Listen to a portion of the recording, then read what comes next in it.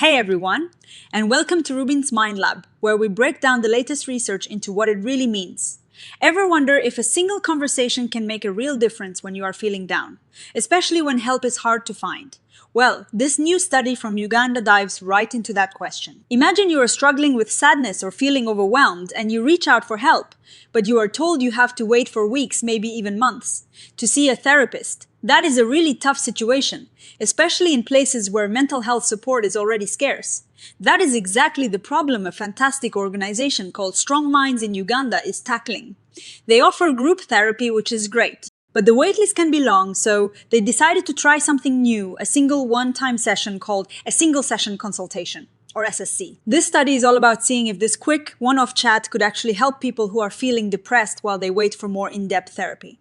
The researchers wanted to know if this SSC was something people would accept, if it was practical to offer, and most importantly, if it actually made a difference in how people were feeling. They tested it with 200 adults in Uganda who had signs of depression. So how did they do it? Think of it like this. People who came to StrongMinds looking for help and who seemed to be struggling with their mood were offered this SSC. This wasn't done by highly trained psychologists in fancy offices. Instead, it was delivered by what they call lay providers, people who were trained in helpful listening skills, but didn't necessarily have a formal psychology degree. This is super important because it means the service can be delivered by more people, making it more accessible. The SSC itself is designed to be brief, lasting anywhere from 30 to 90 minutes.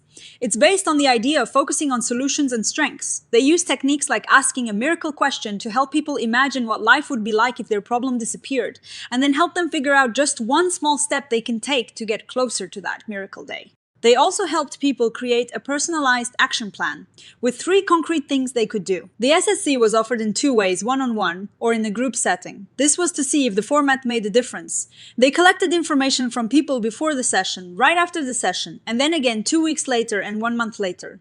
They were looking at how people's feelings of depression, hopelessness, and their sense of control over their lives changed. Now for the exciting part, what did they find? The results were really encouraging.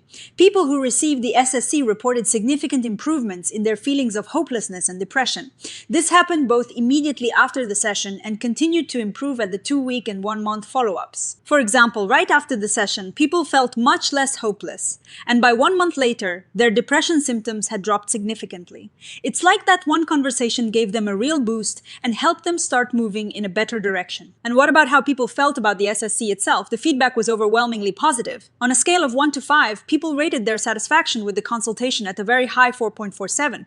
They found it helpful. They felt hopeful about the action plans they created, and they would even recommend it to others. This tells us that even a short focus session can feel really valuable and useful to people. Interestingly, whether people received the SSC one-on-one or in a group didn't seem to make a big difference in how much they improved. Both formats were equally effective in helping people feel better. This is great news because it means StrongMinds can offer the SSC in whichever format works best for their clients and their resources. So, what does this all mean? This study suggests that the single-session consultation is a really promising intervention for people in Uganda who are struggling with depression and are on waiting lists for therapy. It is acceptable, it is feasible to deliver using trained lay providers, and it leads to real improvements in how people feel. This is especially important in places like Uganda, where mental health resources are very limited. The SSC acts as a crucial bridge, offering immediate support and hope when people need it most, rather than making them wait in distress. The fact that it is so easy to train lay providers to deliver it makes it incredibly scalable and cost-effective. Now, every study has its limitations, and this one is no different. The biggest one is that there wasn't a control group, meaning they didn't have a group of people who didn't receive the SSC to compare against.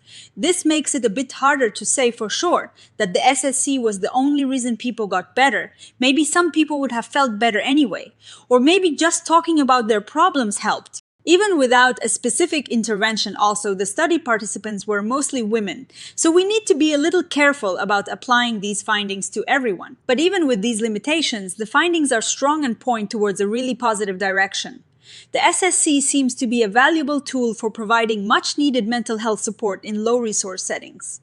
The next steps would be to conduct larger studies, maybe with a control group, to confirm these findings and see how long these benefits last. They also want to explore why the SSC works so well. Is it the skills learned, the feeling of being heard, or something else? This research really highlights the power of simple, accessible interventions.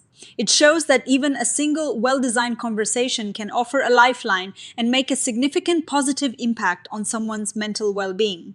It's a powerful reminder that innovative approaches are crucial for expanding mental health care to those who need it most. What do you all think about the idea of single session interventions? Could something like this be helpful in your community? Let me know your thoughts in the comments below. If you found this breakdown helpful, please give this video a thumbs up, share it with your friends, and don't forget to subscribe to RUBIN'S Mind Lab for more fascinating insights into the world of psychology. Thanks for watching, and I'll see you in the next one.